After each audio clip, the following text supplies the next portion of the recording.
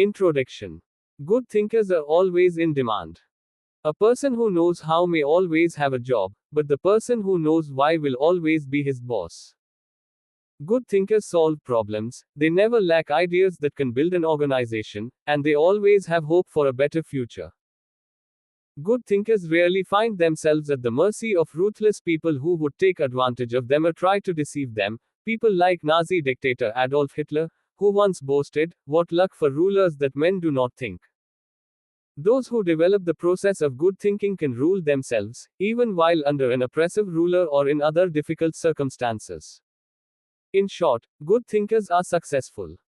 I've studied successful people for 40 years, and though the diversity you find among them is astounding, I found that they are all alike in one way: how they think. That is the one thing that separates successful people from unsuccessful ones. And here's the good news. How successful people think can be learned. If you change your thinking, you can change your life. Why you should change your thinking? It's hard to overstate the value of changing your thinking. Good thinking can do many things for you: generate revenue, solve problems, and create opportunities. It can take you to a whole new level, personally and professionally. It really can change your life. Consider some things you need to know about changing your thinking.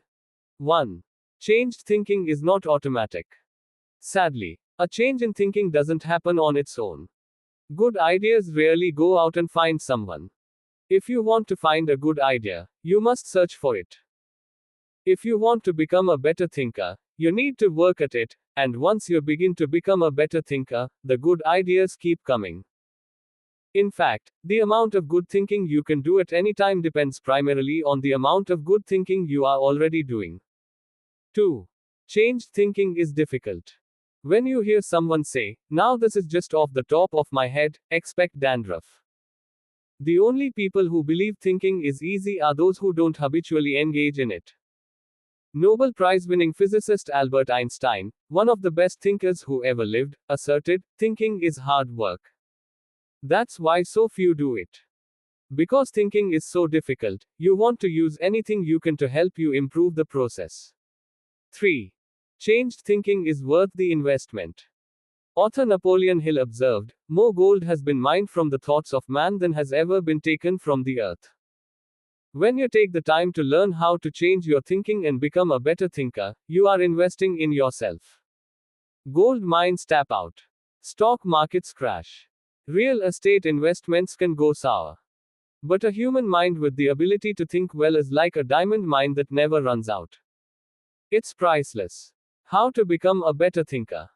Do you want to master the process of good thinking? Do you want to be a better thinker tomorrow than you are today? Then you need to engage in an ongoing process that improves your thinking. I recommend you do the following. 1. Expose yourself to good input. Good thinkers always prime the pump of ideas. They always look for things to get the thinking process started, because what you put in always impacts what comes out. Read books, review trade magazines, listen to tapes, and spend time with good thinkers. And when something intrigues you, whether it's someone else's idea or the seed of an idea that you've come up with yourself, keep it in front of you. Put it in writing and keep it somewhere in your favorite thinking place to stimulate your thinking. 2.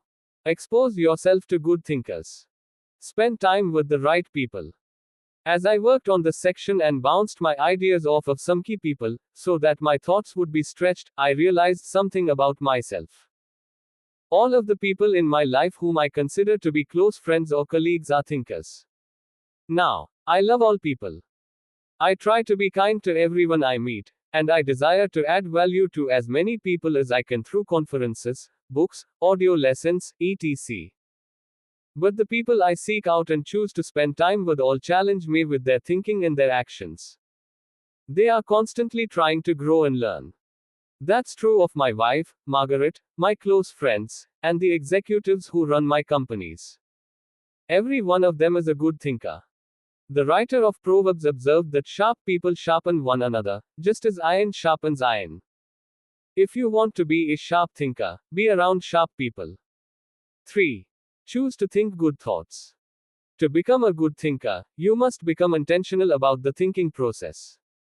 Regularly put yourself in the right place to think, shape, stretch, and land your thoughts. Make it a priority. Remember, thinking is a discipline. Recently, I had breakfast with Dan Cathy, the president of Chick-fil-A, a fast food chain headquartered in the Atlanta area. I told him that I was working on this book and I asked him if he made thinking time a high priority. Not only did he say yes, but he told me about what he calls his thinking schedule. It helps him to fight the hectic pace of life that discourages intentional thinking. Dan says he sets aside time just to think for half a day every 2 weeks, for one whole day every month, and for 2 or 3 full days every year. Dan explains, this helps me keep the main thing, since I am so easily distracted. You may want to do something similar, or you can develop a schedule and method of your own. No matter what you choose to do, go to your thinking place, take paper and pen, and make sure you capture your ideas in writing. 4. Act on your good thoughts. Ideas have a short shelf life. You must act on them before the expiration date. World War I flying ace Eddie Rickenbacker said it all when he remarked, I can give you a 6-word formula for success: think things through, then follow through. 5. Allow your emotions to create another good thought. To start the thinking process, you cannot rely on your feelings. In Failing Forward, I wrote that you can act your way into feeling long before you can feel your way into action. If you wait until you feel like doing something, you will likely never accomplish it. The same is true for thinking. You cannot wait until you feel like thinking to do it. However, I found that once you engage in the process of good thinking, you can use your emotions to feed the process and create mental momentum. Try it for yourself. After you go through the disciplined process of thinking and enjoy some success, allow yourself to savor the moment and try riding the mental energy of that success. If you're like me, it's likely to spur additional thoughts and productive ideas. 6. Repeat the process. One good thought does not make a good life. The people who have one good thought and try to ride it for an entire career often end up unhappy or destitute. They are the one-hit wonders, the one-book authors, the one-message speakers, the one-time inventors who spend their life struggling to protect or promote their single idea. Success comes to those who have an entire mountain of gold that they continually mine, not those who find one nugget and try to live on it for 50 years. To become someone who can mine a lot of gold, you need to keep repeating the process of good thinking. Putting yourself in the right place to think. Becoming a good thinker isn't overly complicated. It's a discipline. If you do the 6 things I have outlined, you will set yourself up for a lifestyle of better thinking. But what do you do to come up with specific ideas on a day-to-day basis? I want to teach you the process that I've used to discover and develop good thoughts. It's certainly not the only one that works, but it has worked well for me. 1. Find a place to think your thoughts. If you go to your designated place to think expecting to generate good thoughts, then eventually you will come up with some. Where is the best place to think? Everybody's different. Some people think best in the shower. Others, like my friend Dick Biggs, like to go to a park. For me, the best places to think are in my car, on planes, and in the spa. Ideas come to me in other places as well, such as when I'm in bed. I keep a special lighted writing pad on my nightstand for such times. I believe I often get thoughts because I make it a habit to frequently go to my thinking places. If you want to consistently generate ideas, you need to do the same thing. Find a place where you can think, and plan to capture your thoughts on paper so that you don't lose them. When I found a place to think my thoughts found a place in me. 2. Find a place to shape your thoughts. Rarely do ideas come fully formed and completely worked out. Most of the time, they need to be shaped until they have substance. As my friend Dan Rieland says, they have to stand the test of clarity and questioning. During the shaping time, you want to hold an idea up to strong scrutiny. Many times a thought that seemed outstanding late at night looks pretty silly in the light of day. Ask questions about your ideas. Fine-tune them. One of the best ways to do that is to put your thoughts in writing. Professor, college president, and US Senator S.I. Hayakawa wrote, "Learning to write is learning to think." You don't know anything clearly unless you can state it in writing. As you shape your thoughts, you find out whether an idea has potential. You learn what you have. You also learn some things about yourself. The shaping time thrills me because it embodies humor. The thoughts that don't work often provide comic relief. Humility. The moments when I connect with God or me. Excitement. I love to play out an idea mentally. I call it futuring it.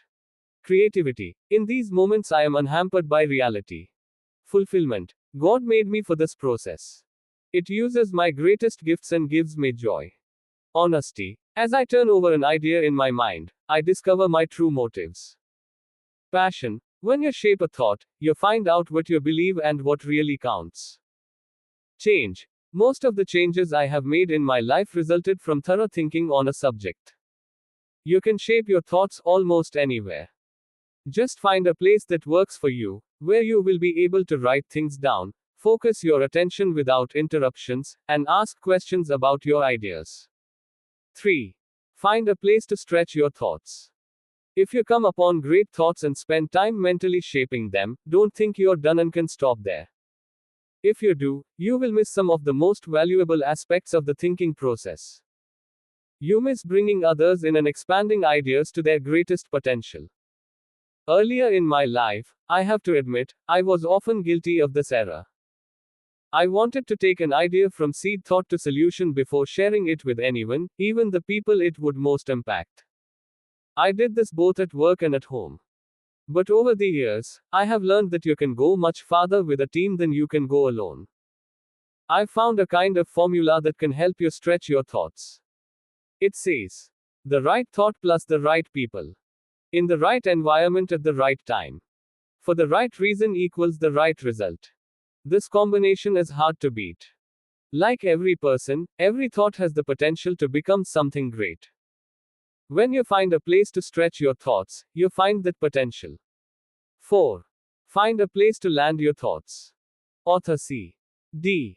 Jackson observes that great ideas need landing gear as well as wings. Any idea that remains only an idea doesn't make a great impact. The real power of an idea comes when it goes from abstraction to application. Think about Einstein's theory of relativity.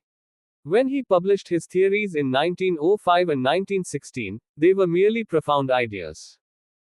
Their real power came with the development of the nuclear reactor in 1942 and the nuclear bomb in 1945. When scientists developed and implemented Einstein's ideas, the whole world changed. Likewise, if you want your thoughts to make an impact, you need to land them with others so that they can someday be implemented. As you plan for the application phase of the thinking process, land your ideas first with yourself. Landing an idea with yourself will give you integrity. People will buy into an idea only after they buy into the leader who communicates it. Before teaching any lesson, I ask myself 3 questions. Do I believe it? Do I live it? Do I believe others should live it? If I can't answer yes to all 3 questions, then I haven't landed it. Key players, let's face it, no idea will fly if the influencers don't embrace it. After all, they are the people who carry thoughts from idea to implementation. Those most affected, landing thoughts with the people on the firing line will give you great insight. Those closest to changes that occur as a result of a new idea can give you a reality read. And that's important, because sometimes even when you've diligently completed the process of creating a thought, shaping it, and stretching it with other good thinkers, you can still miss the mark. 5. Find a place to fly your thoughts. French philosopher Henri Louis Bergson, who won the Nobel Prize in Literature in 1927, asserted that a person should think like a man of action, act like a man of thought. What good is thinking if it has no application in real life? Thinking divorced from actions cannot be productive. Learning how to master the process of thinking well leads you to productive thinking. If you can develop the discipline of good thinking and turn it into a lifetime habit, then you will be successful and productive all of your life. Once you've created, shaped, stretched, and landed your thoughts, then flying them can be fun and easy. Portrait of a good thinker. You often hear someone say that a colleague or friend is a good thinker, but that phrase means something different to everyone. To one person, it may mean having a high IQ, while to another, it could mean knowing a bunch of trivia or being able to figure out whodunit when reading a mystery novel. I believe that good thinking isn't just one thing. It consists of several specific thinking skills. Becoming a good thinker means developing those skills to the best of your ability. It doesn't matter whether you were born rich or poor. It doesn't matter if you have a third-grade education or possess a PhD. It doesn't matter if you suffer from multiple disabilities or you're the picture of health. No matter what your circumstances, you can learn to be a good thinker. All you must do is be willing to engage in the process every day. In Built to Last, Jim Collins and Jerry Porras describe what it means to be a visionary company, the kind of company that epitomizes the pinnacle of American business. They describe those companies this way. 1. A visionary company is like a great work of art. Think of Michelangelo's scenes from Genesis on the ceiling of the Sistine Chapel or his statue of David. Think of a great and enduring novel like Huckleberry Finn or Crime and Punishment. Think of Beethoven's Ninth Symphony or Shakespeare's Henry V. Think of a beautifully designed building, like the masterpieces of Frank Lloyd Wright or Ludwig Mies van der Rohe. You can't point to any one single item that makes the whole thing work. It's the entire work, all the pieces working together to create an overall effect that leads to enduring greatness. Good thinking is similar. You need all the thinking pieces to become the kind of person who can achieve great things. Those pieces include the following 11 skills: seeing the wisdom of big picture thinking, unleashing the potential of focused thinking, discovering the joy of creative thinking, recognizing the importance of realistic thinking, releasing the power of strategic thinking, feeling the energy of possibility thinking, embracing the lessons of reflective thinking, questioning the acceptance of popular thinking, encouraging the participation of shared thinking, experiencing the satisfaction of unselfish thinking, enjoying the return of bottom line thinking. As you read the chapters dedicated to each kind of thinking, you will discover that they do not try to tell you what to think. They attempt to teach you how to think. As you become acquainted with each skill, you will find that some you do well, others you don't. Learn to develop each of those kinds of thinking, and you will become a better thinker. Master all that you can, including the process of shared thinking, which helps you compensate for your weak areas, and your life will change. 1. Cultivate big picture thinking. Where success is concerned, people are not measured in inches, or pounds, or college degrees, or family background. They are measured by the size of their thinking. David Schwartz. Big picture thinking can benefit any person in any profession. When somebody like Jack Welch tells a GE employee that the ongoing relationship with the customer is more important than the sale of an individual product, he's reminding them of the big picture. When two parents are fed up with potty training, poor grades, or fender benders, and one reminds the other that the current difficult time is only a temporary season, then they benefit from thinking big picture. Real estate developer Donald Trump quipped, "You have to think anyway, so why not think big?" Big picture thinking brings wholeness and maturity to a person's thinking. It brings perspective. It's like making the frame of a picture bigger, in the process expanding not only what you can see, but what you are able to do. Spend time with big picture thinkers, and you will find that they learn continually. Big picture thinkers are never satisfied with what they already know. They are always visiting new places, reading new books, meeting new people, learning new skills. And because of that practice, they often are able to connect the unconnected. They are lifelong learners. To help me maintain a learner's attitude, I spend a few moments every morning thinking about my learning opportunities for the day. As I review my calendar and to-do list, knowing whom I will meet that day, what I will read, which meetings I will attend, I note where I am most likely to learn something. Then I mentally cue myself to look attentively for something that will improve me in that situation. If you desire to keep learning, I want to encourage you to examine your day and look for opportunities to learn. Listen intentionally. An excellent way to broaden your experience is to listen to someone who has expertise in an area where you don't. I search for such opportunities. One year I spoke to about 900 coaches and scouts at the Senior Bowl, where graduating football players participate in their last college game. I had the opportunity, along with my son-in-law, Steve Miller, to have dinner with NFL head coaches Dave Vanstead and Butch Davis. It's not often that you get such an opportunity, so I asked them questions about teamwork and spent a lot of time listening to them. At the end of the evening, as Steve and I were walking to our car, he said to me, "John, I bet you asked those coaches 100 questions tonight." "If I'm going to learn and grow," I replied, "I must know what questions to ask and know how to apply the answers to my life." Listening has taught me a lot more than talking. When you meet with people, it's good to have an agenda so that you can learn. It's a great way to partner with people who can do things you can't. Big picture thinkers recognize that they don't know lots of things. They frequently ask penetrating questions to enlarge their understanding and thinking.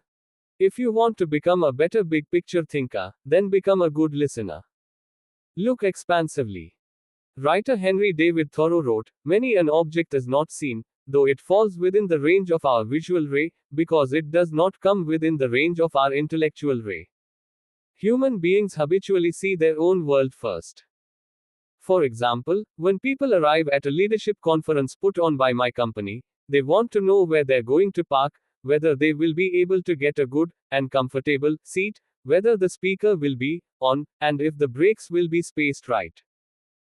When I arrive to speak at the same conference, I want to know that the lighting is good, the sound equipment is operating effectively, whether the speaker's platform will be close enough to the people, etc.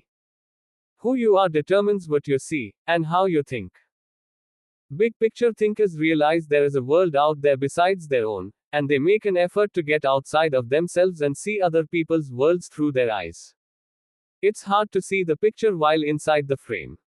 To see how others see, you must first find out how they think. Becoming a good listener certainly helps with that. So does getting over your personal agenda and trying to take the other person's perspective. Life completely.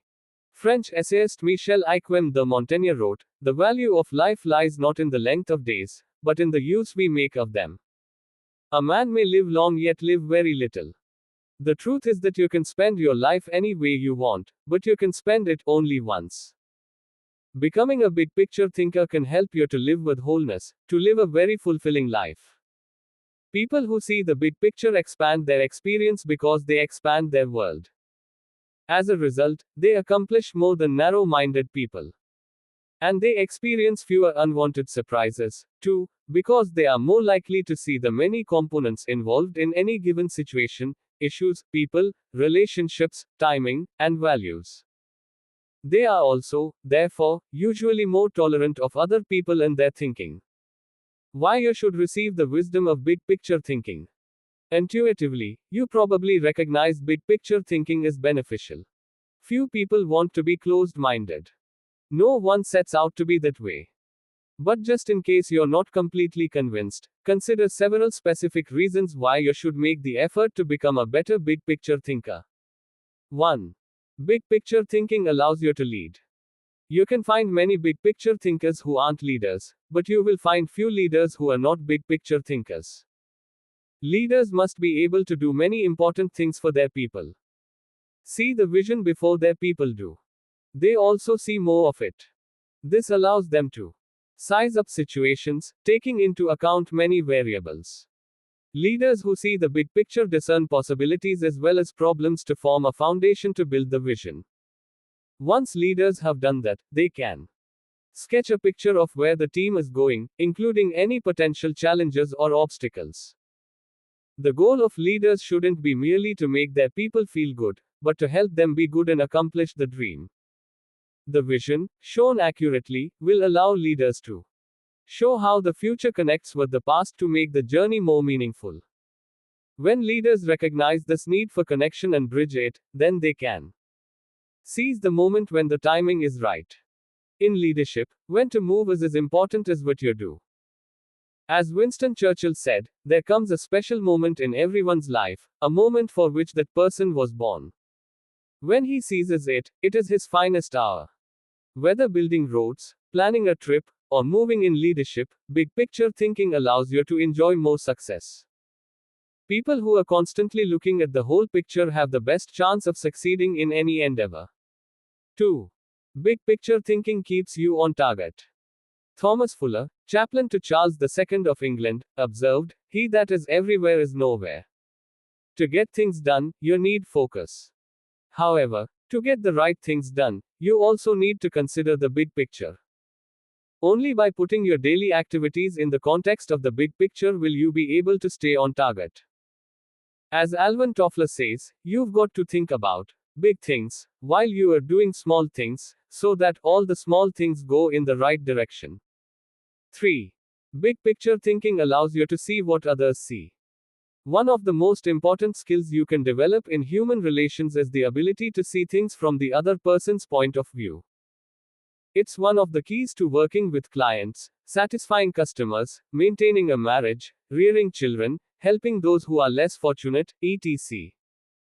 All human interactions are enhanced by the ability to put yourself in another person's shoes. How? Look beyond yourself, your own interests, and your own world. When you work to consider an issue from every possible angle, examine it in the light of another's history, discover the interests and concerns of others, and try to set aside your own agenda, you begin to see what others see. And that is a powerful thing. 4. Big picture thinking promotes teamwork.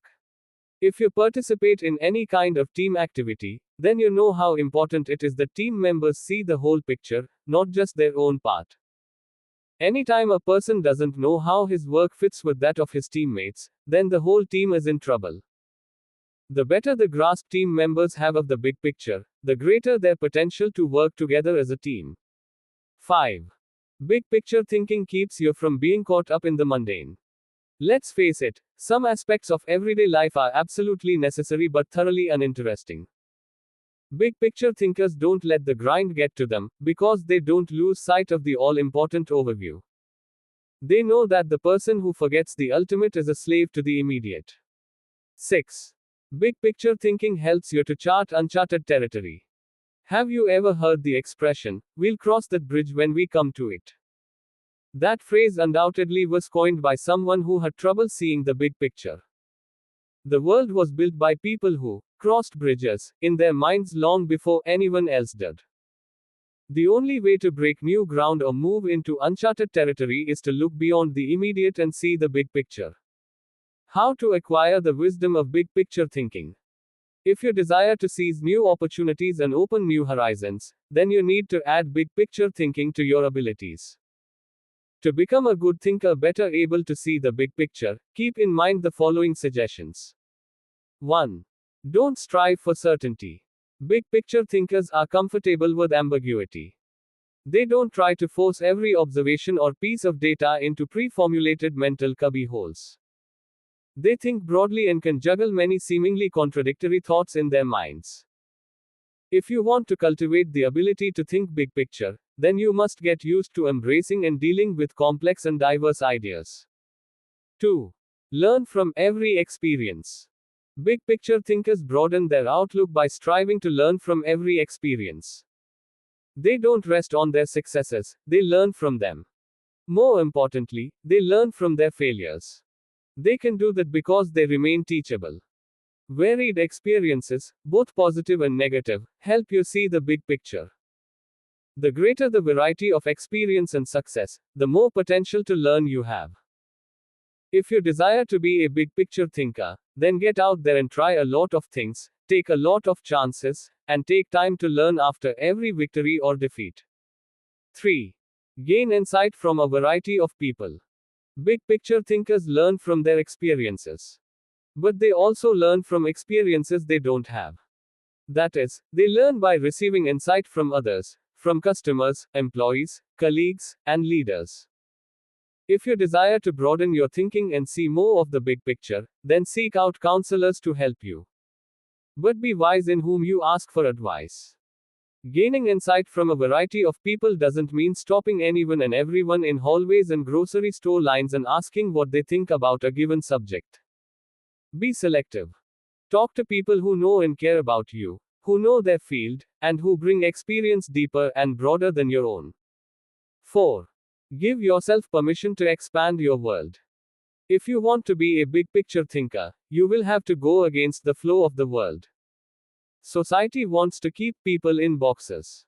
Most people are married mentally to the status quo. They want what was, not what can be. They seek safety and simple answers. To think big picture, you need to give yourself permission to go a different way, to break new ground, to find new worlds to conquer. And when your world does get bigger, you need to celebrate. Never forget there is more out there in the world than what you've experienced. Keep learning, keep growing, and keep looking at the big picture. If you desire to be a good thinker, that's what you need to do. Thinking question. Am I thinking beyond myself and my world so that I process ideas with a holistic perspective? 2. Engage in focused thinking. He did each thing as if he did nothing else. Spoken of novelist Charles Dickens. Philosopher Bertrand Russell once asserted, to be able to concentrate for a considerable time is essential to difficult achievement. Sociologist Robert Lind observed that, knowledge is power only if a man knows what facts are not to bother about. Focused thinking removes distractions and mental clutter so that you can concentrate on an issue and think with clarity. Focused thinking can do several things for you. 1. Focused thinking harnesses energy toward a desired goal. Focus can bring energy and power to almost anything, whether physical or mental.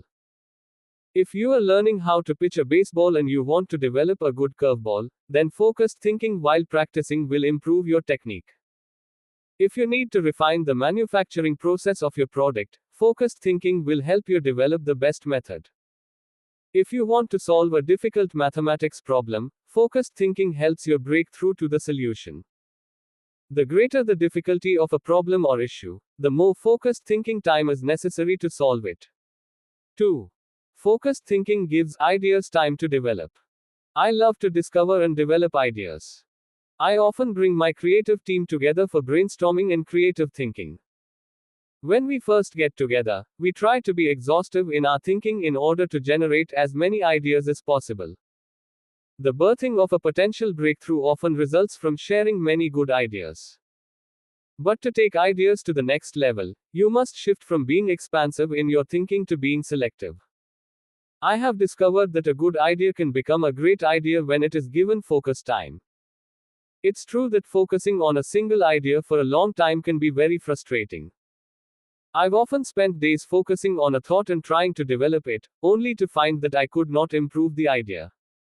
But sometimes my perseverance in focused thinking pays off.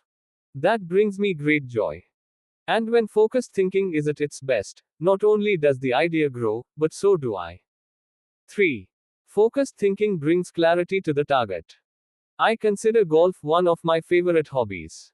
It's a wonderfully challenging game. I like it because the objectives are so clear. Professor William Mobley of the University of South Carolina made the following observation about golf. One of the most important things about golf is the presence of clear goals. You see the pins, you know the par, it's neither too easy nor unattainable, you know your average score, and there are competitive goals, competitive with par, with yourself and others. These goals give you something to shoot at. In work, as in golf, goals motivate. One time on the golf course, I followed a golfer who neglected to put the pin back in the hole after he putted. Because I could not see my target, I couldn't focus properly. My focus quickly turned to frustration, and to poor play. To be a good golfer, a person needs to focus on a clear target. The same is true in thinking. Focus helps you to know the goal, and to achieve it. 4. Focused thinking will take you to the next level. No one achieves greatness by becoming a generalist. You don't hone a skill by diluting your attention to its development. The only way to get to the next level is to focus. No matter whether your goal is to increase your level of play, sharpen your business plan, improve your bottom line, develop your subordinates, or solve personal problems, you need to focus. Author Harry A. Overstreet observed, the immature mind hops from one thing to another. The mature mind seeks to follow through. Where should you focus? Yourthinking? Does every area of your life deserve dedicated, focused thinking time?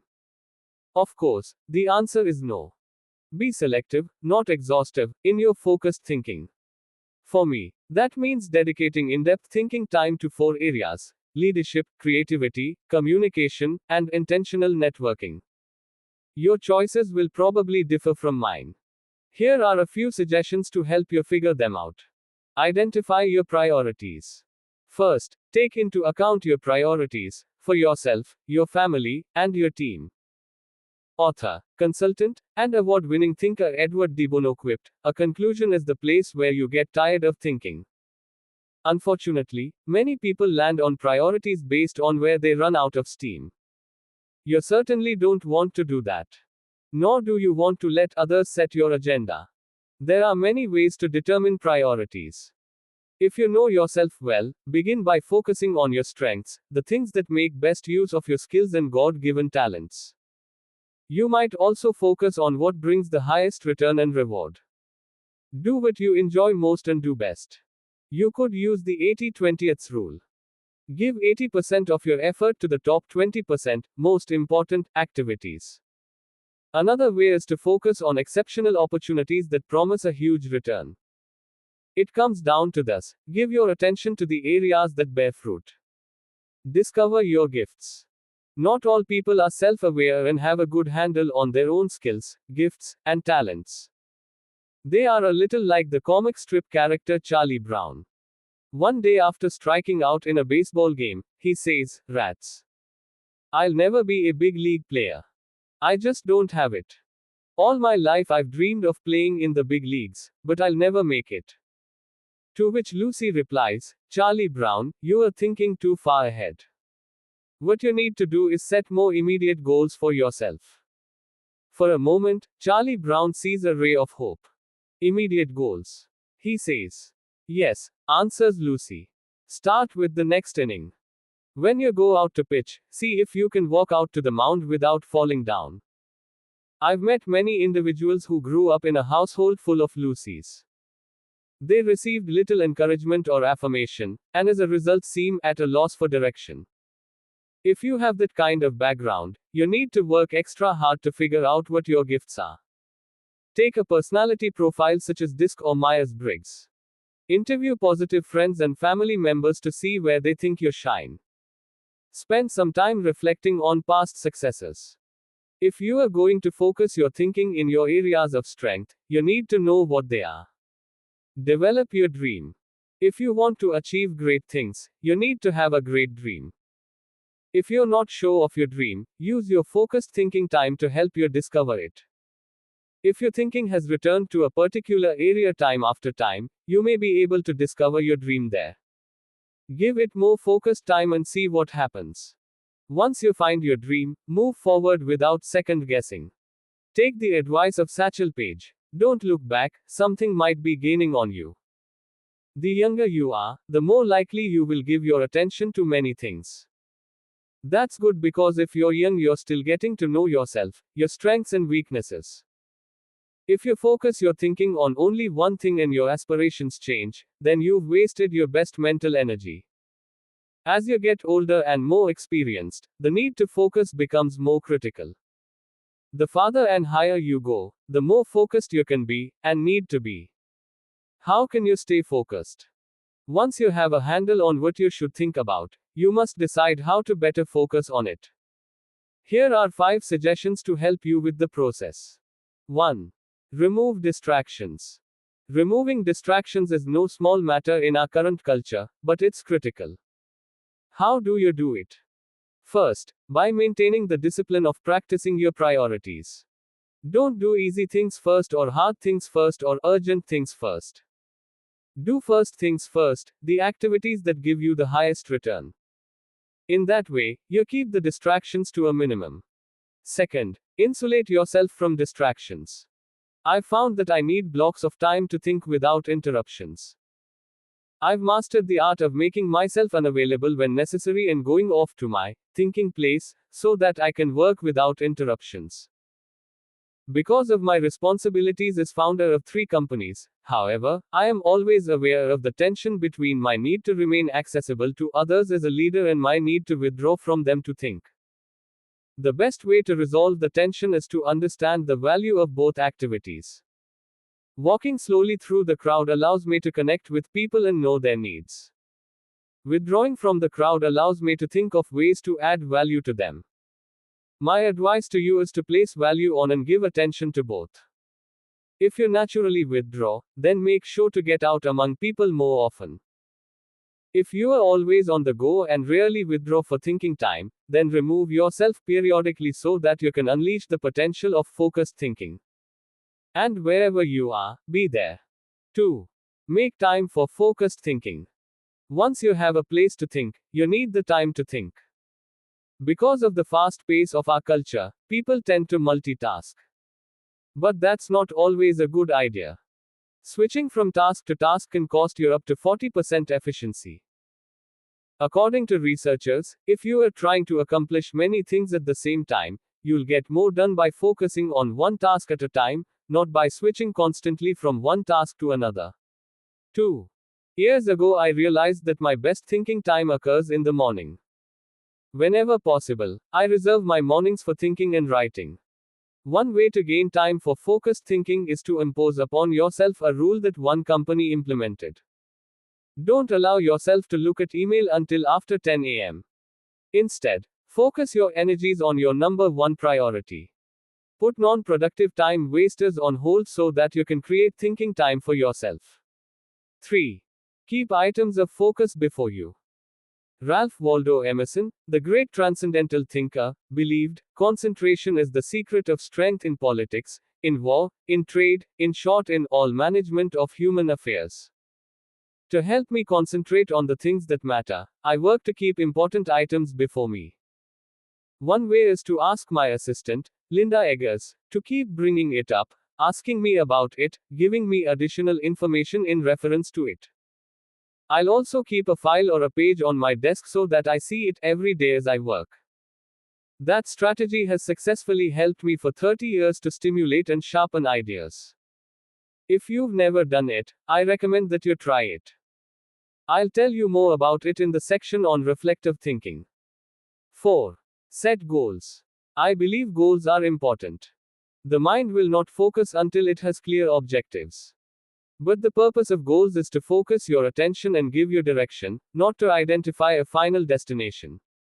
As you think about your goals, note that they should be clear enough to be kept in focus, close enough to be achieved, helpful enough to change lives.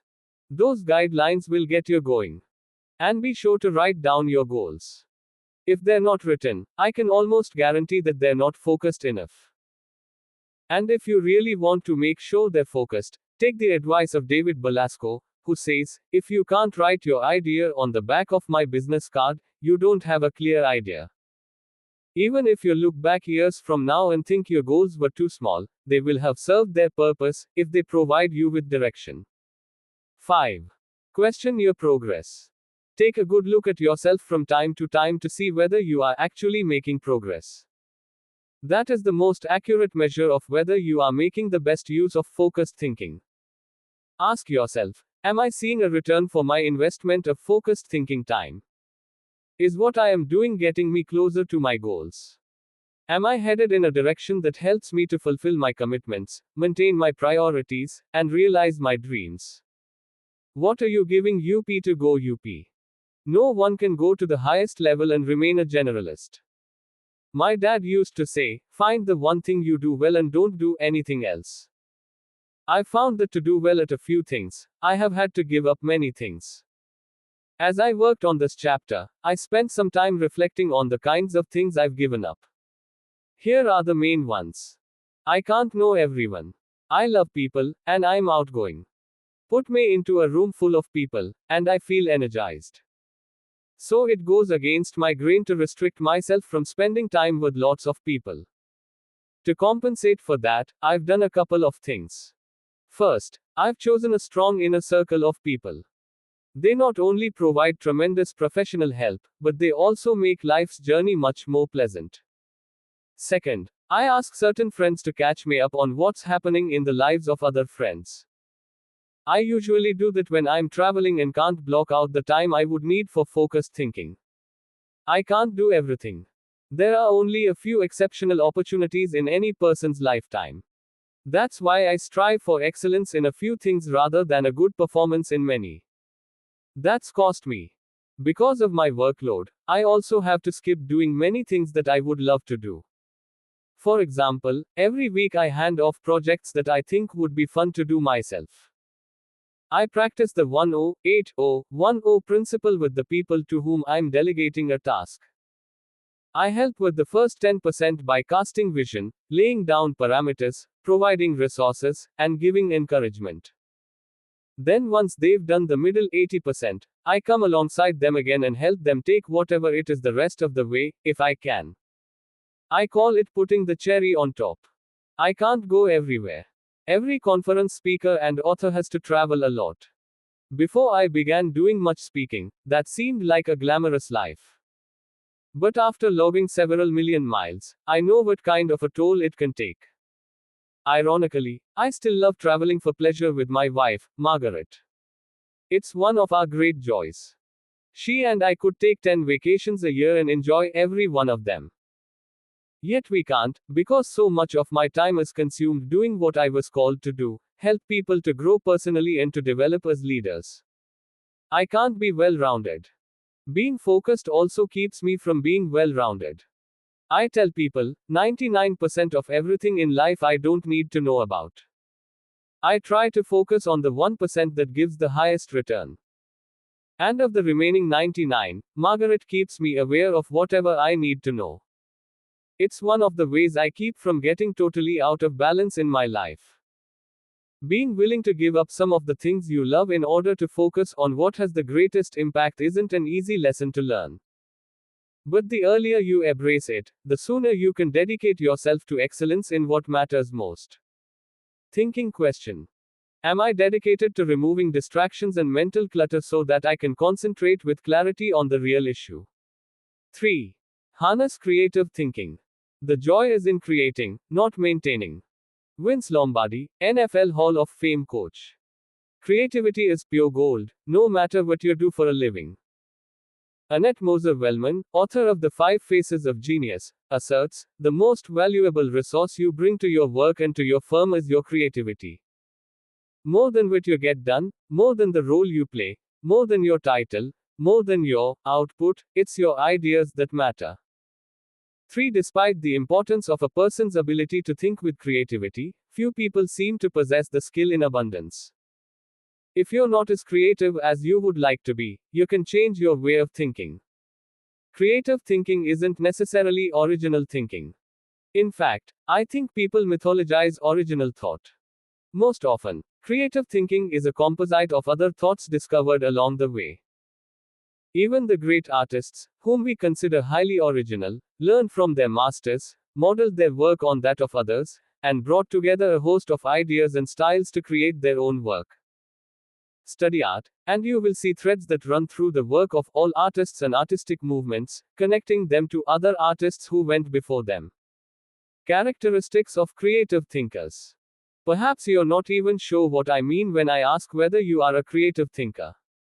Consider some characteristics that creative thinkers have in common. Creative thinkers value ideas. Annette Moser-Wellman observes, highly creative people are dedicated to ideas. They don't rely on their talent alone. They rely on their discipline. Their imagination is like a second skin. They know how to manipulate it to its fullest. 4. Creativity is about having ideas, lots of them. You will have ideas only if you value ideas. Creative thinkers explore options.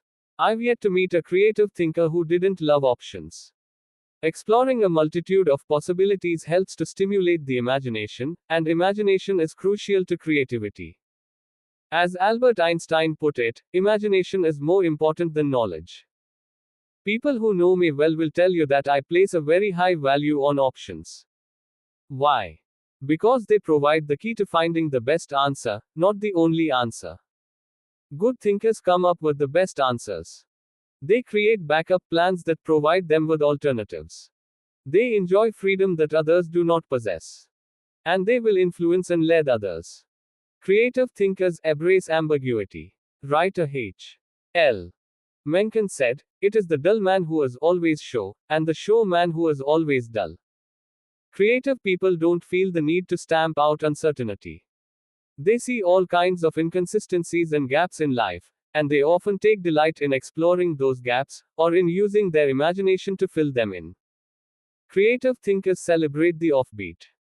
Creativity, by its very nature, often explores off of the beaten path and goes against the grain.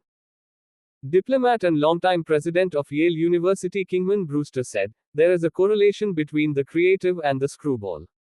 So we must suffer the screwball gladly.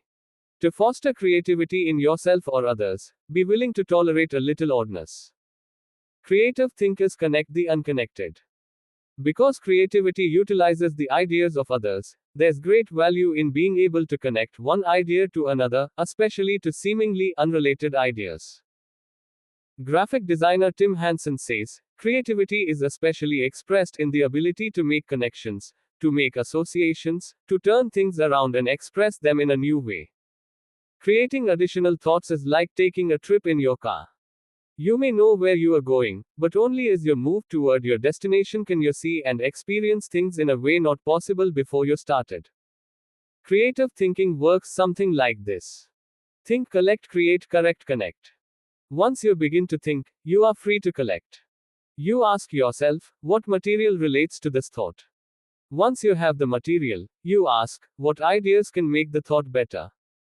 That can start to take an idea to the next level. After that, you can correct or refine it by asking, what changes can make these ideas better? Finally, you connect the ideas by positioning them in the right context to make the thought complete and powerful. Creative thinkers don't fear failure. Creativity demands the ability to be unafraid of failure because creativity equals failure. You may be surprised to hear such a statement, but it's true. Charles Frankel asserts that anxiety is the essential condition of intellectual and artistic creation. Creativity requires a willingness to look stupid. It means getting out on a limb, knowing that the limb often breaks. Creative people know these things and still keep searching for new ideas.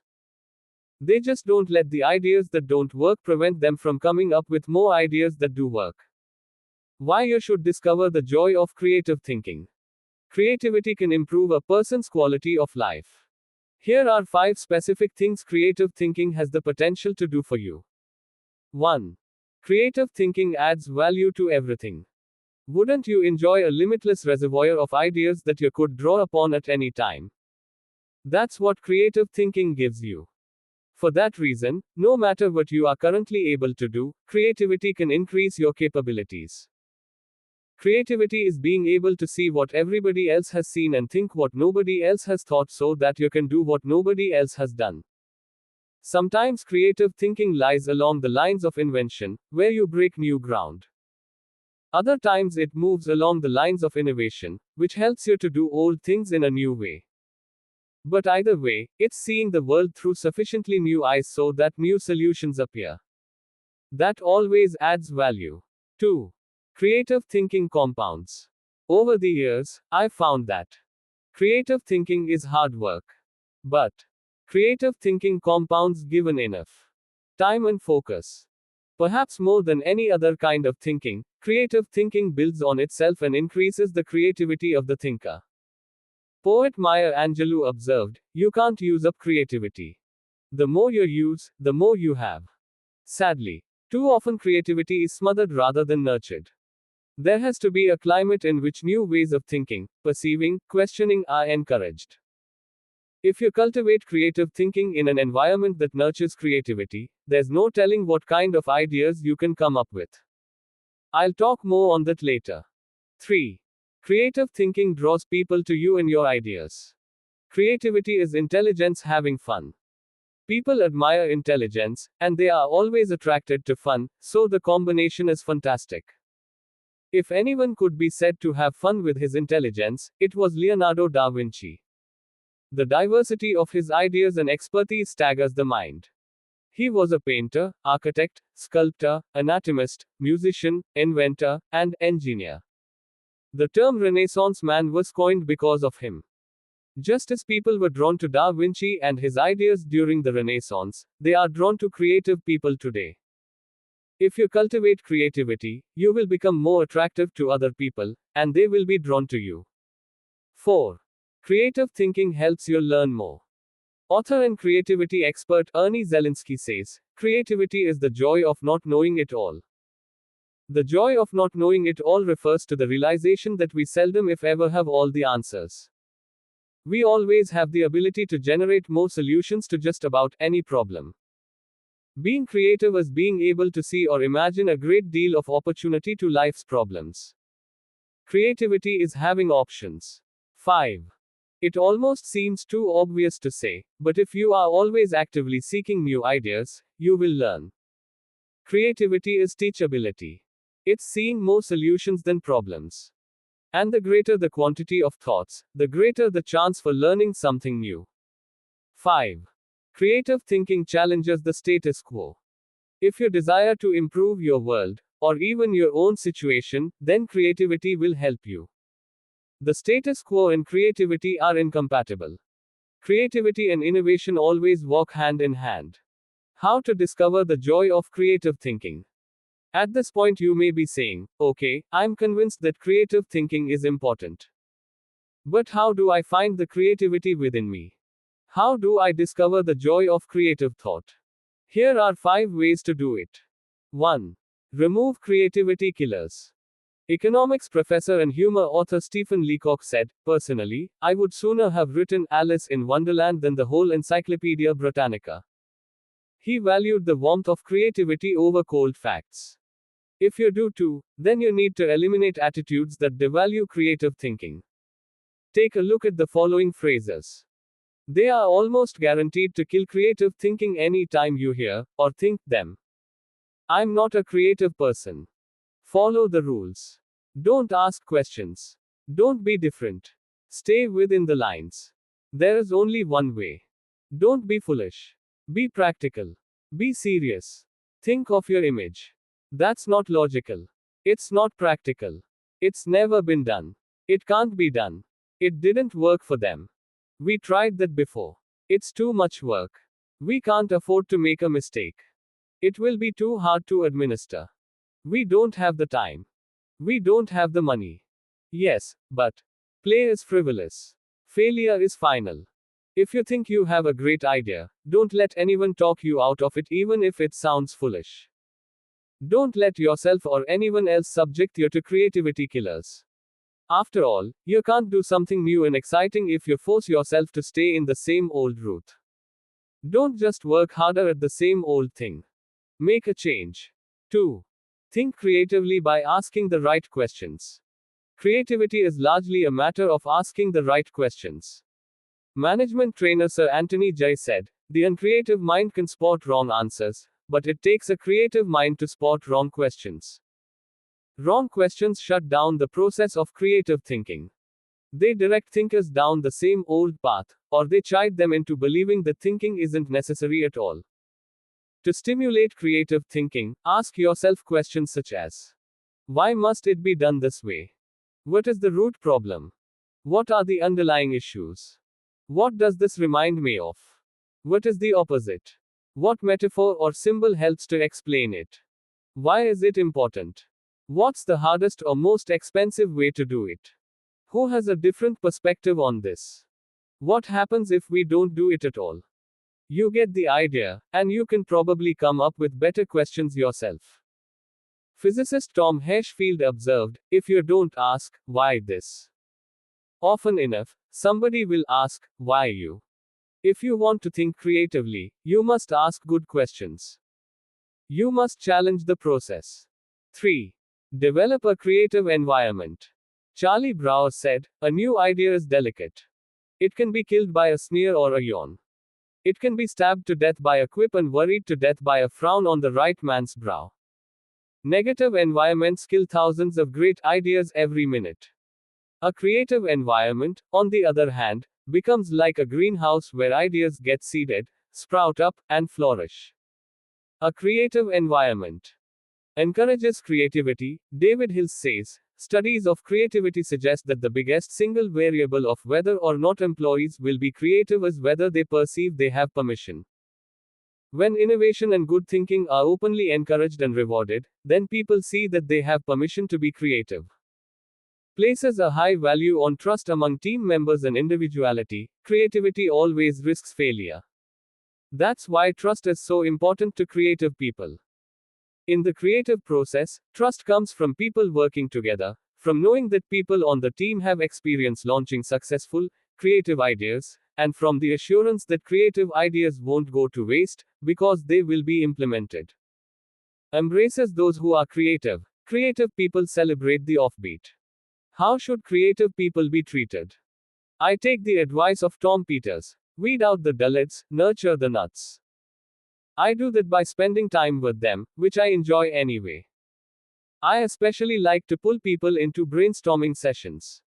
People look forward to an invitation to such meetings because the time will be filled with energy, ideas, and laughter. And the odds are high that a new project, seminar, or business strategy will result.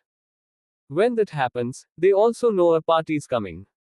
Focuses on innovation, not just invention. Sam Weston, creator of the popular action figure Gijo, said, truly groundbreaking ideas are rare, but you don't necessarily need one to make a career out of creativity. My definition of creativity is the logical combination of two or more existing elements that result in a new concept. The best way to make a living with your imagination is to develop innovative applications, not imagine completely new concepts. Creative people say, give me a good idea and I'll give you a better idea. Is willing to let people go outside the lines. Most people automatically stay within lines, even if those lines have been arbitrarily drawn or are terribly out of date. Remember, most limitations we face are not imposed on us by others. We place them on ourselves. Lack of creativity often falls into that category.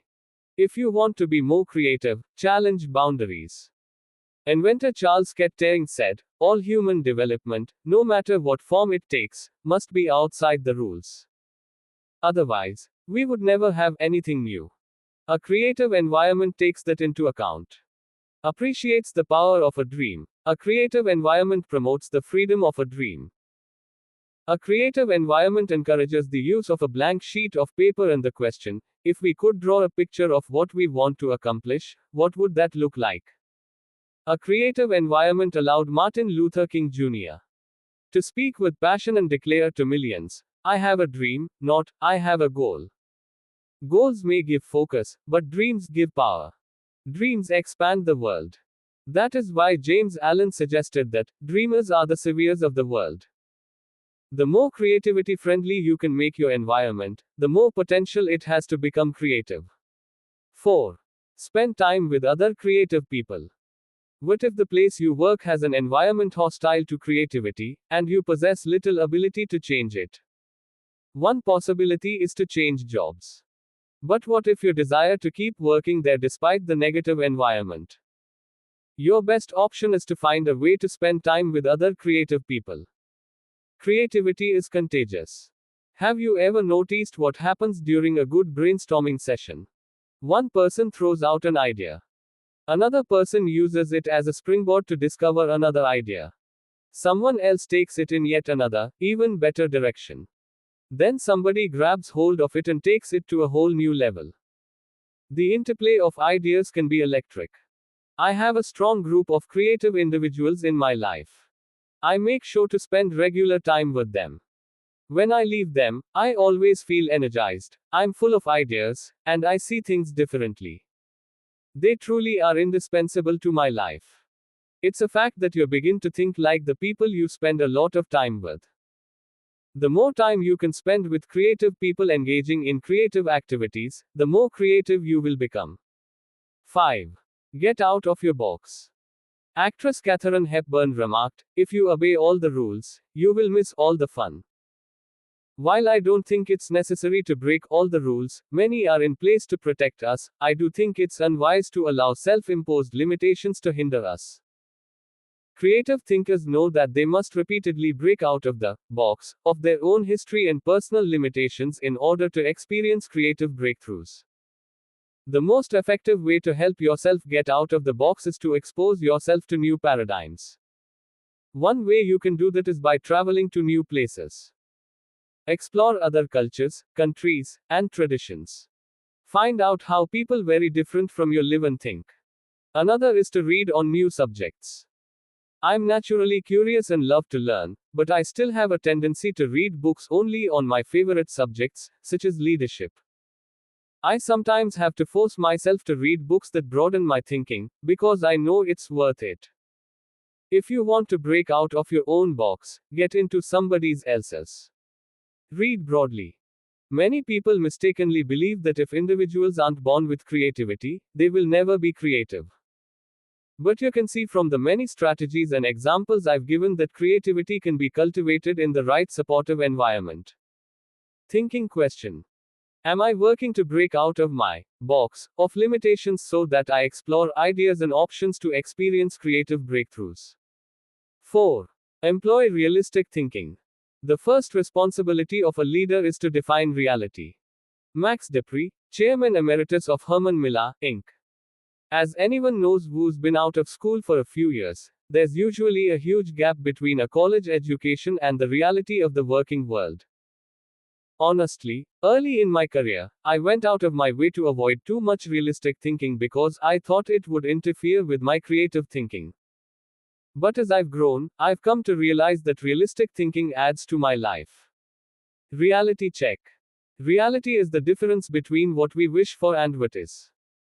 It took some time for me to evolve into a realistic thinker. The process went in phases. First, I did not engage in realistic thinking at all. After a while, I realized that it was necessary, so I began to engage in it occasionally. But I didn't like it because I thought it was too negative. And anytime I could delegate it, I did.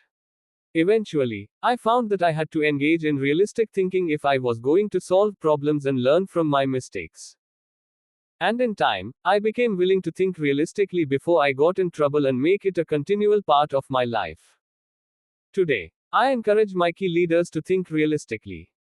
We make realistic thinking the foundation of our business because we derive certainty and security from it. Why you should recognize the importance of realistic thinking. If you are a naturally optimistic person, as I am, you may not possess great desire to become a more realistic thinker. But cultivating the ability to be realistic in your thinking will not undermine your faith in people, nor will it lessen your ability to see and seize opportunities.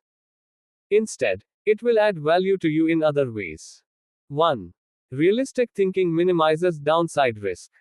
Actions always have consequences. Realistic thinking helps you to determine what those consequences could be. And that's crucial, because only by recognizing and considering consequences can you plan for them. If you plan for the worst case scenario, you can minimize the downside risk. 2. Realistic thinking gives you a target and game plan. I've known business people who were not realistic thinkers. Here's the good news. They were very positive and had a high degree of hope for their business. Here's the bad news. Hope is not a strategy. Realistic thinking leads to excellence in leadership and management because it requires people to face reality. They begin to define their target and develop a game plan to hit it. When people engage in realistic thinking, they also begin to simplify practices and procedures, which results in better efficiency. Truthfully, in business only a few decisions are important. Realistic thinkers understand the difference between the important decisions and those that are merely necessary in the normal course of business. The decisions that matter relate directly to your purpose. James Allen was right when he wrote, "Until thought is linked with purpose, there is no intelligent accomplishment." 6. 3. Realistic thinking is a catalyst for change. People who rely on hope for their success rarely make change a high priority. If you have only hope, you imply that achievement and success are out of your hands. It's a matter of luck or chance. Why bother changing? Realistic thinking can dispel that kind of wrong attitude. There's nothing like staring reality in the face to make a person recognize the need for change. Change alone doesn't bring growth, but you cannot have growth without change. 4. Realistic thinking provides security. Anytime you have thought through the worst that can happen and you have developed contingency plans to meet it, you become more confident and secure. It's reassuring to know that you are unlikely to be surprised. Disappointment is the difference between expectations and reality. Realistic thinking minimizes the difference between the two. 5. Realistic thinking gives you credibility. Realistic thinking helps people to buy into the leader and his or her vision. Leaders continually surprised by the unexpected soon lose credibility with their followers. On the other hand, leaders who think realistically and plan accordingly position their organizations to win. That gives their people confidence in them. The best leaders ask realistic questions before casting vision. They ask themselves things like: is it possible? Does this dream include everyone or just a few? Have I identified and articulated the areas that will make this dream difficult to achieve? 6. Realistic thinking provides a foundation to build on. Thomas Edison observed, "The value of a good idea is in using it." The bottom line on realistic thinking is that it helps you to make an idea usable by taking away the wish factor. Most ideas and efforts don't accomplish their intended results because they rely too much on what we wish rather than what is. You can't build a house in mud-air. It needs a solid foundation. Ideas and plans are the same. They need something concrete on which to build. Realistic thinking provides that solid foundation. 7. Realistic thinking is a friend to those in trouble. If creativity is what you would do if you were unafraid of the possibility of failure, then reality is dealing with failure if it does happen. Realistic thinking gives you something concrete to fall back on during times of trouble, which can be very reassuring. Certainty in the midst of uncertainty brings stability. 8. Realistic thinking brings the dream to fruition. British novelist John Galsworthy wrote, "Idealism increases in direct proportion to one's distance from the problem."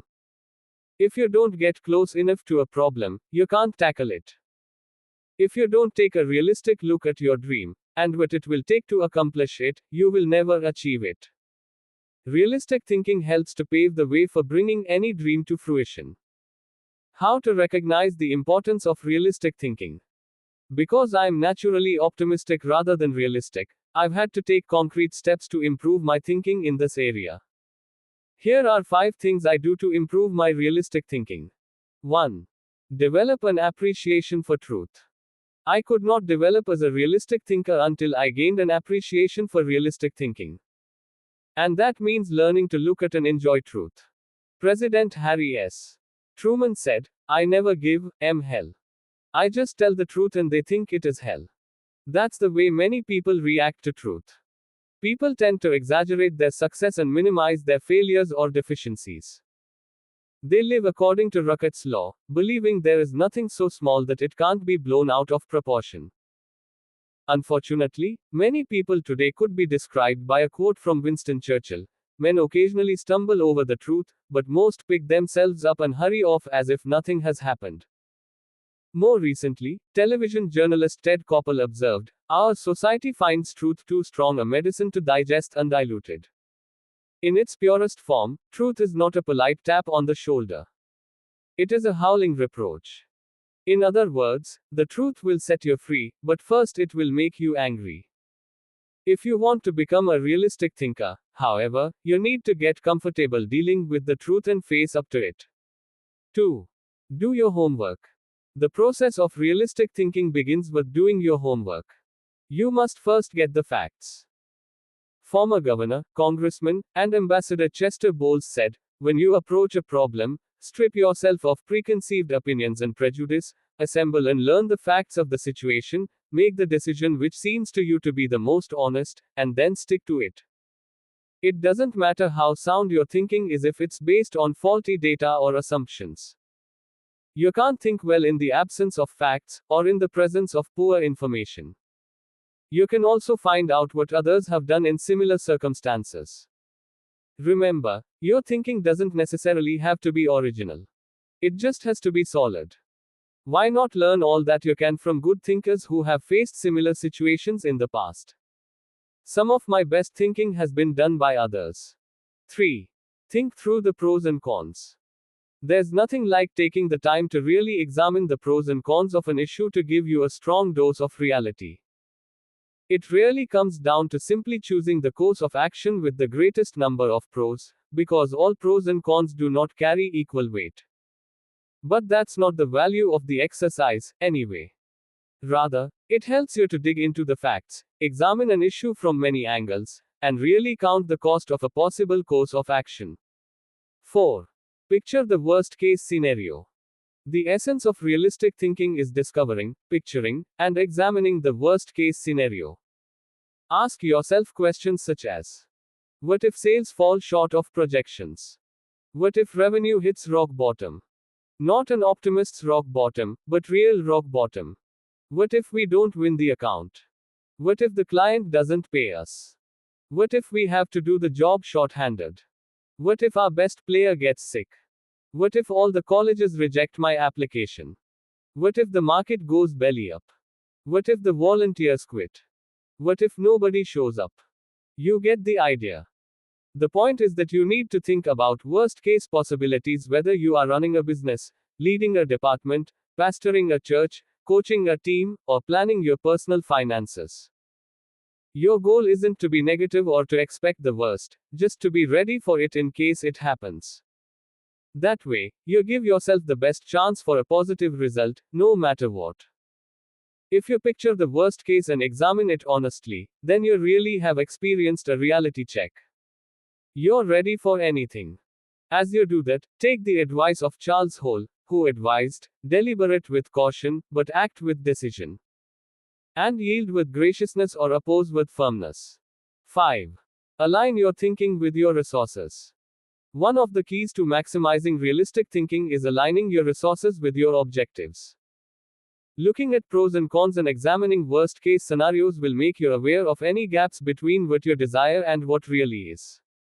Once you know what those gaps are, you can use your resources to fill them. After all, that's what resources are for. Super Bowl, Superdome, Super Security. Our country received lessons in realistic thinking following the tragedy of September 11, 2001. The destruction of the World Trade Center buildings in New York City far surpassed any worst-case scenarios that anyone might have envisioned. In the wake of that event, we now find that we don't have the luxury of avoiding or neglecting realistic thinking. I was reminded of that on Sunday, February 3, 2002, when I attended the Super Bowl in New Orleans, Louisiana. I had been to the big game twice before, to root for the home team, first San Diego and later Atlanta, and had seen both teams lose. But I had never been to a game like this. The occasion had been designated a national security special event. That meant that the U.S. Secret Service would be overseeing it. Military personnel would work with local law enforcement. And security would be of the highest caliber. The Secret Service brought in several hundred agents and secured the area. In preparation for the game, access to the Superdome was highly restricted, with intensified screening. Officials blocked off roads, closed the nearby interstate, and designated the area a no-fly zone. We arrived early at the dome. Officials suggested fans arrive up to 5 hours ahead of game time, and we immediately saw evidence of the precautionary measures. 8-foot fences surrounded the whole area, and concrete barriers prevented unauthorized vehicles from getting close to the building. We could see sharpshooters positioned at various locations, including on the roof of some adjacent buildings. When we reached a gate, police officers and security personnel patted us down and examined everyone's belongings. After that, they directed us to go through metal detectors. Only then did they allow us into the stadium. That's all well and good, you may be saying, but what would have happened had there been a terrorist attack? The Secret Service had that covered too, because they had prepared for the worst case scenario. Evacuation plans had been put into place, and personnel at the Superdome had been drilled to make sure everyone knew what to do in case of an emergency. New Orleans Mayor Mark Morial said the day before the Super Bowl, "We want to send a message to all visitors that New Orleans is going to be the safest place in America." 7. We got the message. We didn't feel the least bit worried. That's what happens when leaders recognize the importance of realistic thinking. Thinking question. Am I building a solid mental foundation on facts so that I can think with certainty? 5. Utilize strategic thinking. Most people spend more time planning their summer vacation than planning their lives. Source unknown. When you hear the words strategic thinking, what comes to mind? Do visions of business plans dance in your head? Do you conjure up marketing plans, the kind that can turn a company around? Perhaps you contemplate global politics. Or you recall some of history's greatest military campaigns: Hannibal crossing the Alps to surprise the Roman army, Charlemagne's conquest of Western Europe, or the Allies' D-Day invasion of Normandy. Perhaps, but strategy doesn't have to be restricted to military action, or even to business. Strategic thinking can make a positive impact on any area of life. Plan your life, live your plan. I've observed that most people try to plan their lives one day at a time. They wake up, make up their to-do list, and dive into action, although some people aren't even that strategic. Fewer individuals plan their lives 1 week at a time. They review their calendar for the week, check their appointments, review their goals, and then get to work. They generally outachieve most of their daily planning colleagues. I try to take planning one step further. At the beginning of every month, I spend half a day working on my calendar for the next 40 days. 40 days works for me rather than just 30. That way, I get a jump on the next month and don't get surprise. I begin by reviewing my travel schedule and planning activities with my family. Then I review what projects, lessons, and other objectives I want to accomplish during those 5 to 6 weeks. Then I start blocking out days and times for thinking, writing, working, meeting with people, etc. I set times to do fun things, such as seeing a show, watching a ball game, or playing golf. I also set aside small blocks of time to compensate for the unexpected. By the time I'm done, I can tell you nearly everything I'll be doing, almost hour by hour, during the coming weeks. This strategy is one of the reasons I have been able to accomplish much. Why you should release the power of strategic thinking. Strategic thinking helps me to plan, to become more efficient, to maximize my strengths, and to find the most direct path toward achieving any objective. The benefits of strategic thinking are numerous. Here are a few of the reasons you should adopt it as one of your thinking tools. 1. Strategic thinking simplifies the difficult. Strategic thinking is really nothing more than planning on steroids. Spanish novelist Miguel de Cervantes said, "The man who is prepared has his battle half fought." Strategic thinking takes complex issues and long-term objectives, which can be very difficult to address, and breaks them down into manageable sizes. Anything becomes simpler when it has a plan. Strategic thinking can also help you simplify the management of everyday life. I do that by using systems, which are nothing more than good strategies repeated. I am well known among pastors and other speakers for my filing system. Writing a lesson or speech can be difficult. But because I use my system to file quotes, stories, and articles, when I need something to flesh out or illustrate a point, I simply go to one of my 1,200 files and find a good piece of material that works. Just about any difficult task can be made simpler with strategic thinking. 2. Strategic thinking prompts you to ask the right questions. Do you want to break down complex or difficult issues? Then ask questions. Strategic thinking forces you through this process. Take a look at the following questions developed by my friend Bob Byell, the author of Master Planning. 8. Direction. What should we do next? Why? Organization. Who is responsible for what? Who is responsible for whom? Do we have the right people in the right places? Cash. What is our projected income, expense, net? Can we afford it? How can we afford it? Tracking. Are we on target? Overall evaluation. Are we achieving the quality we expect and demand of ourselves? Refinement. How can we be more effective and more efficient, move toward the ideal? These may not be the only questions you need to ask to begin formulating a strategic plan, but they are certainly a good start. 3. Strategic thinking prompts customization. General George S. Patton observed, successful generals make plans to fit circumstances, but do not try to create circumstances to fit plans. All good strategic thinkers are precise in their thinking. They try to match the strategy to the problem, because strategy isn't a one-size-fits-all proposition. Sloppy or generalized thinking is an enemy of achievement. The intention to customize in strategic thinking forces a person to go beyond vague ideas and engage in specific ways to go after a task or problem. It sharpens the mind. 4. Strategic thinking prepares your today for an uncertain tomorrow. Strategic thinking is the bridge that links where you are to where you want to be. It gives direction and credibility today and increases your potential for success tomorrow. It is, as Mary Webb suggests, like saddling your dreams before you ride them. 5. Strategic thinking reduces the margin of error.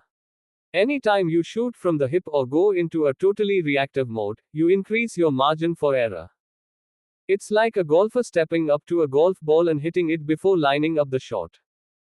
Misaligning a shot by just a few degrees can send the ball 100 yards off target. Strategic thinking, however, greatly reduces that margin for error. It lines up your actions with your objectives, just as lining up a shot in golf helps you to put the ball closer to the pin. The better aligned you are with your target, the better the odds that you will be going in the right direction. 6. Strategic thinking gives you influence with others. One executive confided in another. Our company has a short-range plan and a long-range plan. Our short-range plan is to stay afloat long enough to make it to our long-range plan. That's hardly a strategy, yet that's the position where some business leaders put themselves. There's more than one problem with neglecting strategic thinking in that way. Not only does it fail to build the business, but it also loses the respect of everyone involved with the business. The one with the plan is the one with the power. It doesn't matter in what kind of activity you are involved. Employees want to follow the business leader with a good business plan. Volunteers want to join the pastor with a good ministry plan. Children want to be with the adult who has the well thought out vacation plan. If you practice strategic thinking, others will listen to you and they will want to follow you. If you possess a position of leadership in an organization, strategic thinking is essential. How to release the power of strategic thinking? To become a better strategic thinker able to formulate and implement plans that will achieve the desired objective, take the following guidelines to heart. 1. Break down the issue. The first step in strategic thinking is to break down an issue into smaller, more manageable parts so that you can focus on them more effectively. How you do it is not as important as just doing it. You might break an issue down by function. That's what automotive innovator Henry Ford did when he created the assembly line, and that's why he said, nothing is particularly hard if you divide it into small jobs. How you break down an issue is up to you, whether it's by function, timetable, responsibility, purpose, or some other method. The point is that you need to break it down. Only one person in a million can juggle the whole thing in his head and think strategically to create solid, viable plans. 2. Ask why before how. When most people begin using strategic thinking to solve a problem or plan a way to meet an objective, they often make the mistake of jumping the gun and trying immediately to figure out how to accomplish it. Instead of asking how, they should first ask why. If you jump right into problem-solving mode, how are you going to know all the issues? Eugene G. Grace says, thousands of engineers can design bridges, calculate strains and stresses, and draw up specifications for machines, but the great engineer is the man who can tell whether the bridge or the machine should be built at all, where it should be built, and when. Asking why helps you to think about all the reasons for decisions. It helps you to open your mind to possibilities and opportunities. The size of an opportunity often determines the level of resources and effort that you must invest. Big opportunities allow for big decisions. If you jump to how too quickly, you might miss that. 3. Identify the real issues and objectives. William Feather, author of The Business of Life, said, "Before it can be solved, a problem must be clearly defined." Too many people rush to solutions, and as a result, they end up solving the wrong problem. To avoid that, ask probing questions to expose the real issues. Challenge all of your assumptions. Collect information even after you think you've identified the issue. You may still have to act with incomplete data, but you don't want to jump to a conclusion before you gather enough information to begin identifying the real issue. Begin by asking, what else could be the real issue? You should also remove any personal agenda. More than almost anything else, that can cloud your judgment. Discovering your real situation and objectives is a major part of the battle. Once the real issues are identified, the solutions are often simple. 4. Review your resources. I already mentioned how important it is to be aware of your resources, but it bears repeating. A strategy that doesn't take into account resources is doomed to failure. Take an inventory. How much time do you have? How much money? What kinds of materials, supplies, or inventory do you have? What are your other assets? What liabilities or obligations will come into play? Which people on the team can make an impact? You know your own organization and profession.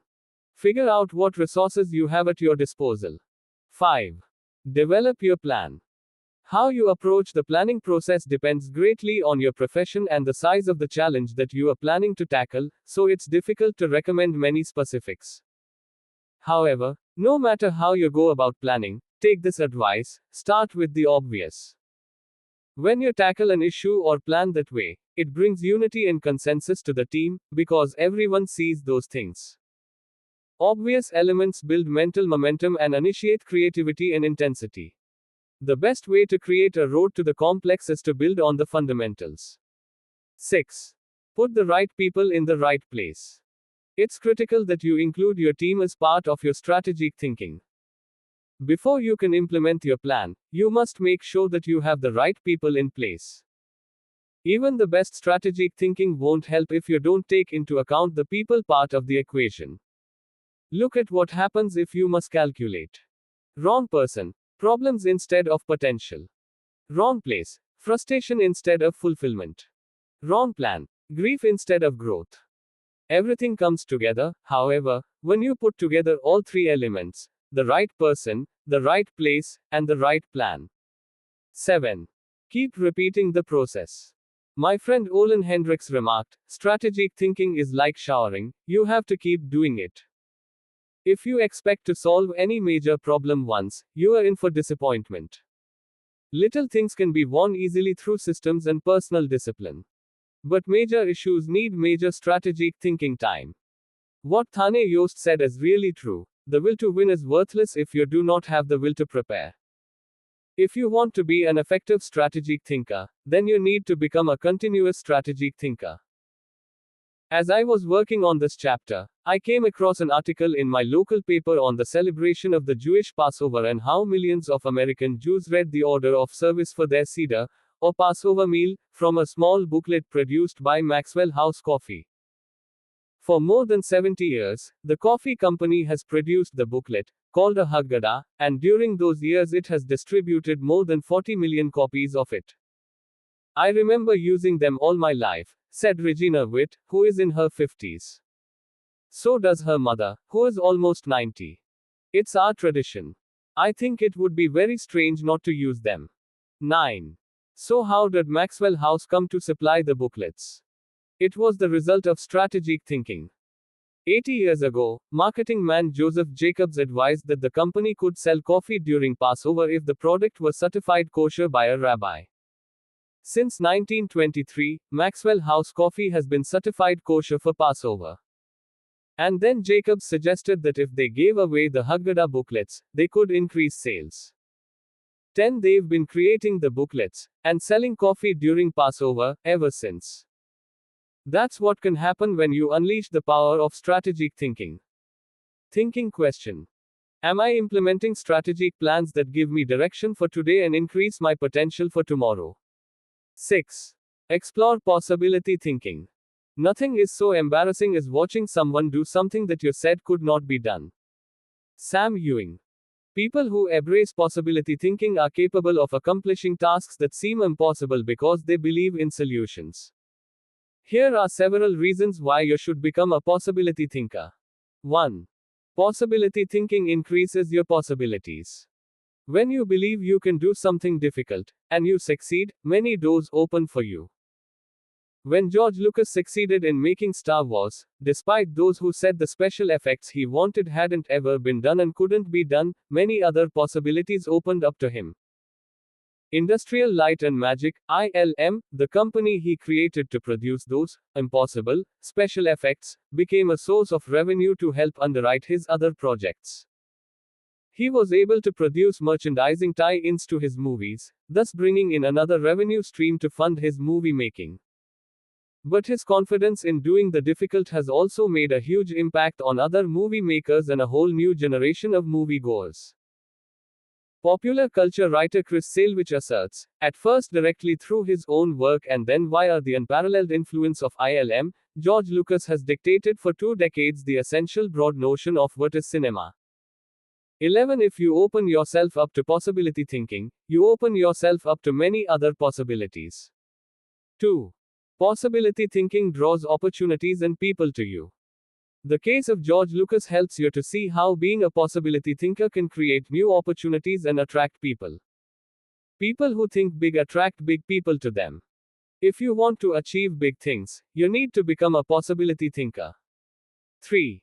Possibility thinking increases others' possibilities. Big thinkers who make things happen also create possibilities for others. That happens, in part, because it's contagious. You can't help but become more confident and think bigger when you are around possibility thinkers. 4. Possibility thinking allows you to dream big dreams. No matter what your profession, possibility thinking can help you to broaden your horizons and dream bigger dreams. Professor David J. Schwartz believes, big thinkers are specialists in creating positive forward-looking, optimistic pictures in their own minds and in the minds of others. If you embrace possibility thinking, your dreams will go from molehill to mountain size, and because you believe in possibilities, you put yourself in position to achieve them. 5. Possibility thinking makes it possible to rise above average. During the 1970s, when oil prices went through the roof, automobile makers were ordered to make their cars more fuel efficient. One manufacturer asked a group of senior engineers to drastically reduce the weight of cars they were designing. They worked on the problem and searched for solutions, but they finally concluded that making lighter cars couldn't be done, would be too expensive, and would present too many safety concerns. They couldn't get out of the root of their average thinking. What was the automaker's solution? They gave the problem to a group of less experienced engineers. The new group found ways to reduce the weight of the company's automobiles by hundreds of pounds. Because they thought that solving the problem was possible, it was. Every time you remove the label of impossible from a task, you raise your potential from average to off the charts. 6. Possibility thinking gives you energy. A direct correlation exists between possibility thinking and the level of a person's energy. Who gets energized by the prospect of losing? If you know something can't succeed, how much time and energy are you willing to give it? Nobody goes looking for a lost cause. You invest yourself in what you believe can succeed. When you embrace possibility thinking, you believe in what you are doing, and that gives you energy. 7. Possibility thinking keeps you from giving up. Above all, possibility thinkers believe they can succeed. Dennis Waitley, author of The Psychology of Winning, says, the winners in life think constantly in terms of, I can, I will, and I am. Losers, on the other hand, concentrate their waking thoughts on what they should have done, or what they don't do. If you believe you can't do something, then it doesn't matter how hard you try, because you've already lost. If you believe you can do something, you have already won much of the battle. One of the people who showed himself to be a great possibility thinker in 2001 was New York Mayor Rudy Giuliani. In the hours following the World Trade Center tragedy, Giuliani not only led the city through the chaos of the disaster, but he instilled confidence in everyone he touched. Afterward, he gave some insight and perspective on his experience. I was so proud of the people I saw on the street. No chaos, but they were frightened and confused, and it seemed to me that they needed to hear from my heart where I thought we were going. I was trying to think, where can I go for some comparison to this, some lessons about how to handle it. So I started thinking about Churchill, started thinking that we are going to have to rebuild the spirit of the city, and what better example than Churchill and the people of London during the Blitz in 1940, who had to keep up their spirit during this sustained bombing. It was a comforting thought. 12.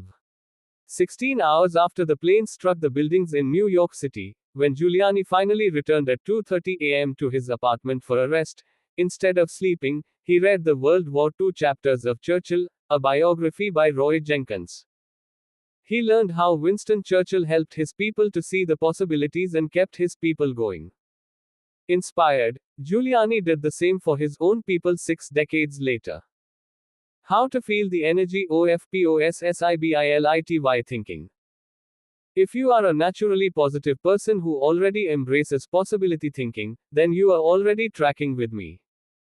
However, some people, rather than being optimistic, are naturally negative or cynical. They believe that possibility thinkers are naive or foolish. If your thinking runs toward pessimism, let me ask you a question. How many highly successful people do you know who are continually negative? How many impossibility thinkers are you acquainted with who achieve big things? None. People with an it can't be done mindset have two choices. They can expect the worst and continually experience it. Or they can change their thinking. That's what George Lucas did. Believe it or not, even though he is a possibility thinker, he is not a naturally positive person. He says, I'm very cynical, and as a result, I think the defense I have against it is to be optimistic. 13. In other words, he chooses to think positively. He sums it up this way. As corny as it sounds, the power of positive thinking goes a long way. So determination and positive thinking combined with talent combined with knowing your craft, that may sound like a naive point of view, but at the same time it's worked for me and it's worked for all my friends, so I have come to believe it. 14. If you want possibility thinking to work for you, then begin by following these suggestions. 1. Stop focusing on the impossibilities. The first step in becoming a possibility thinker is to stop yourself from searching for and dwelling on what's wrong with any given situation. Sports psychologist Bob Rotella recounts, I tell people, if you don't want to get into positive thinking, that's okay. Just eliminate all the negative thoughts from your mind, and whatever's left will be fine. If possibility thinking is new to you, you are going to have to give yourself a lot of coaching to eliminate some of the negative self-talk you may hear in your head. When you automatically start listing all the things that can go wrong or all the reasons something can't be done, stop yourself and say, don't go there. Then ask, what's right about this? That will help to get you started. And if negativity is a really big problem for you and pessimistic things come out of your mouth before you've even thought them through, you may need to enlist the aid of a friend or family member to alert you every time you utter negative ideas. 2. Stay away from the experts. So-called experts do more to shoot down people's dreams than just about anybody else. Possibility thinkers are very reluctant to dismiss anything as impossible. Rocket pioneer Wernher von Braun said, I have learned to use the word impossible with the greatest of caution. And Napoleon Bonaparte declared, the word impossible is not in my dictionary. If you feel you must take the advice of an expert, however, then heed the words of John Andrew Holmes, who asserted, never tell a young person that something cannot be done. God may have been waiting centuries for somebody ignorant enough of the impossible to do that thing. If you want to achieve something, give yourself permission to believe it is possible, no matter what experts might say. 3. Look for possibilities in every situation. Becoming a possibility thinker is more than just refusing to let yourself be negative. It's something more. It's looking for positive possibilities despite the circumstances. I recently heard Don Soderquist, former president of Walmart, tell a wonderful story that illustrates how a person can find positive possibilities in any situation. Soderquist had gone with Sam Walton to Huntsville, Alabama, to open several new stores. While there, Walton suggested they visit the competition. Here's what Soderquist said happened. 15. We went into one store, and I have to tell you that it was the worst store I've ever seen in my life. It was terrible. There were no customers. There was no help on the floor. The aisles were cluttered with merchandise, empty shelves, dirty. It was absolutely terrible. Walton, walked one way and I'd walk the other way and we'd kind of meet out on the sidewalk. He said, "What did you think, Don?" I said, "Sam, that is the absolutely worst store I've ever seen in my life. I mean, did you see the aisles?" He said, "Don, did you see the pantyhose rack?" I said, "No, I didn't, Sam. I must have gone on a different aisle than you. I didn't see that." He said, "That was the best pantyhose rack I've ever seen, Don." And he said, "I pulled the fixture out and on the back was the name of the manufacturer. When we get back, I want you to call that manufacturer and have him come in and visit with our fixture people. I want to put that rack in our stores. It's absolutely the best I've ever seen." And he said next, "Did you see the ethnic cosmetics?" I said, "Sam, that must have been right next to the pantyhose rack, because I absolutely missed that." He said, "Don, do you realize that in our stores we have 4 feet of ethnic cosmetics? These people had 12 feet of it. We are absolutely missing the boat. I wrote down the distributor of some of those products. When we get back, I want you to get a hold of our cosmetic buyer and get these people in. We absolutely need to expand our ethnic cosmetics." Now, Sam Walton didn't hit me on the head and say, "Don, now what lesson did you learn from this?" He had already hit me on the head by looking for the good, looking how to improve, striving for excellence. It's so easy to go and look at what other people do badly.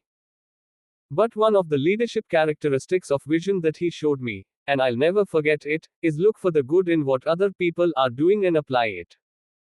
It doesn't take a genius IQ or 20 years of experience to find the possibility in every situation. All it takes is the right attitude, and anybody can cultivate that. 4. Dream one size bigger. One of the best ways to cultivate a possibility mindset is to prompt yourself to dream one size bigger than you normally do. Let's face it, most people dream too small. They don't think big enough.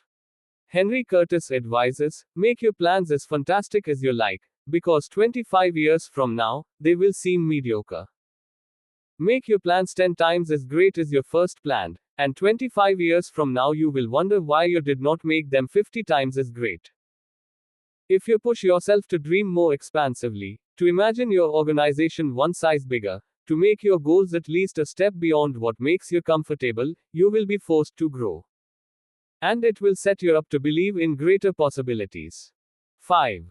Question the status quo. Most people want their lives to keep improving, yet they value peace and stability at the same time. People often forget that you can't improve and still stay the same. Growth means change. Change requires challenging the status quo. If you want greater possibilities, you can't settle for what you have now. When you become a possibility thinker, you will face many people who will want you to give up your dreams and embrace the status quo. Achievers refuse to accept the status quo. As you begin to explore greater possibilities for yourself, your organization, or your family, and others challenge you for it, take comfort in knowing that right now as you read this, other possibility thinkers across the country and around the world are thinking about curing cancer, developing new energy sources, feeding hungry people, and improving quality of life. They are challenging the status quo against the odds, and you should too.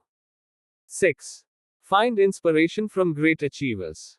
You can learn a lot about possibility thinking by studying great achievers. I mentioned George Lucas in this chapter. Perhaps he doesn't appeal to you, or you don't like the movie industry. Personally, I'm not a big science fiction fan, but I admire Lucas as a thinker, creative visionary, and business person. Find some achievers you admire and study them. Look for people with the attitude of Robert F.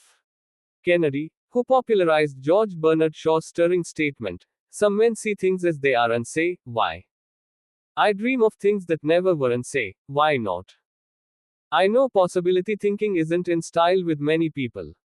So call it what you like: the will to succeed, belief in yourself, confidence in your ability, faith. It's really true: people who believe they can't, don't. But if you believe you can, you can. That's the power of possibility thinking. Thinking question: am I unleashing the enthusiasm of possibility thinking to find solutions for even seemingly impossible situations? 7. Learn from reflective thinking. To doubt everything or to believe everything are two equally convenient solutions.